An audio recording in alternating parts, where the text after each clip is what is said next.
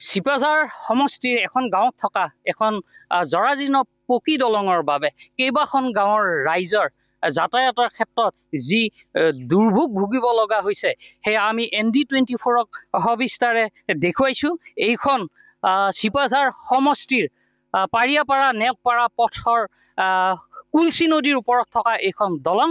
কেইবা বছৰো ধৰি এনে জৰাজীৰ্ণ ৰূপত আছে এই কাঠৰ দলংখন, আৰু এটা বৃহত্তৰ অঞ্চলৰ যি ৰাইজৰ যাতায়াতৰ ক্ষেত্ৰত যি দুৰ্ভোগ ভুগি আছে সেয়া অৱৰ্ণনীয়। ইয়াতে দেওমৰ নৈ কেইবাখনো শিক্ষানুষ্ঠানলৈ ইয়াৰ পৰা এই পথেৰে ছাত্ৰ ছাত্ৰীসকল অহা যোৱা কৰে। আৰু মূল কথাটো হ'ল এই যিখন দলং আছে কাঠৰ দলং, বিগত 9 জানুৱাৰীত এই দলংখনৰ নিৰ্মাণৰ শুভ উদ্বোধন কৰা হৈছিল। ইয়াতে এখন ফলক আছে, আঁচনিখনৰ নাম ARRBP আঁচনি। সেই আঁচনিৰ অধীনত এই দলংখনৰ উদ্বোধন কৰা হৈছিল লোক নিৰ্মাণ বিভাগৰ জৰিয়তে। এনেদৰে ইয়াতে এখন ফলক লগোৱা হৈছিল আৰু লোক নিৰ্মাণ বিভাগৰ মানুহে আহি ৰাইজৰ সহযোগত ইয়াতে নিৰ্মাণৰ শুভ উদ্বোধন কৰা হৈছিল। কিন্তু আজিলৈকে প্ৰায় 7 মাহ উকলি গ'ল, কিন্তু দলংখনৰ কাম এতিয়াও আৰম্ভ কৰা নাই। নিৰ্মাণৰ কিন্তু শুভাৰম্ভ কৰা হৈছে 9 জানুৱাৰীতে।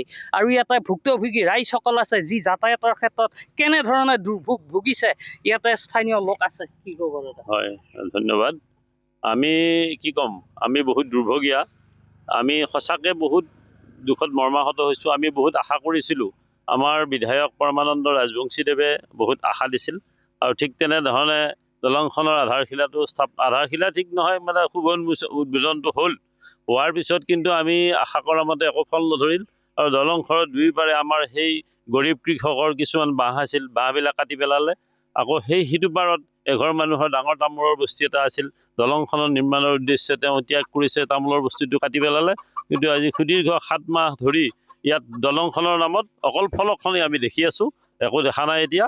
আৰু দলংখনৰ যিটো বৰ্তমান জৰাজীৰ্ণ অৱস্থা, এই দলংখনৰে আমাৰ দেওমনৈ মহাবিদ্যালয়লৈ যোৱা ছাত্ৰ ছাত্ৰীসকলৰ লগতে দেওমনৈ চিকিৎসালয়লৈ যোৱা আৰু আমাৰ নেওগপাৰা হাইস্কুললৈ যিবিলাক ল'ৰা ছোৱালী আমাৰ পাৰিয়াপাৰা গৰিয়াপাৰাৰ পৰা যায়, তেওঁলোক খুব ভয়ে যায়। গাৰ্জেনবিলাকৰ মনত এটা খুব শংকা থাকে, মানে এনেকুৱা এটা হৈছে কোনোবাটো কাৰোবাৰ ভৰি সোমাই যাব নেকি। আৰু বৰষুণ দিলে বিশেষভাৱে ইফালে যোৱা মানে বহুত বিপদজনক। আৰু আন এগৰাকী আছে, আমি কথা পাতি অলপ আগবাঢ়ি আহিব।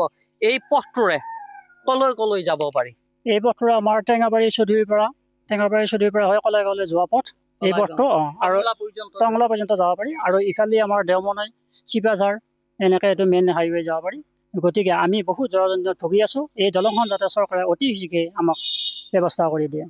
তেওঁলোকে ইয়াতে কেম্প বনাইছিল তেওঁলোকে, আৰু এইখন দেখাই পাইছে আপোনালোকে পোষ্টাৰখন লগাই থৈছে। দলংখন নিৰ্মাণৰ কাম যেতিয়া শুভ উদ্বোধন কৰে, ইয়াতে এটা কেম্পো বনোৱা হৈছিল, কিন্তু সম্প্ৰতি সেই কেম্পটো এতিয়া নিশ্চিহ্ন হৈছে। আৰু কি পৰ্যায়ত আছে দলং নিৰ্মাণৰ কাম সেই কথা এতিয়ালৈকে জনা নাযায়। উল্লেখযোগ্য যে এই দলংখনেৰে, এই পথছোৱাৰে বহু ৰাইজ ইতিমধ্যে এই অঞ্চলৰ পৰা টংলালৈ, এই পথছোৱা টংলালৈ সংযোগী গোটেই পথছোৱায়ে বিভিন্ন ঠাইত জৰাজীৰ্ণ ৰূপ লৈছে। আৰু ইফালে দেওমৰ নৈ আছে, দুনি চিপাঝাৰলৈ যায়। আৰু আন এটা কথা এইখিনিতে আহি পৰে, যিহেতু লোক নিৰ্মাণ বিভাগে এই নতুনকৈ এই পথছোৱা উন্নীতকৰণৰ কথা চিন্তা কৰিছে, বা দলংখন পূৰ্বতে এই সমষ্টিটো কলাইগাঁও আছিল, পূৰ্বতে কলাইগাঁও আছিল, এতিয়া চিপাঝাৰ সমষ্টি হৈছে আমাৰ। হয়, এতিয়া চিপাঝাৰ সমষ্টি।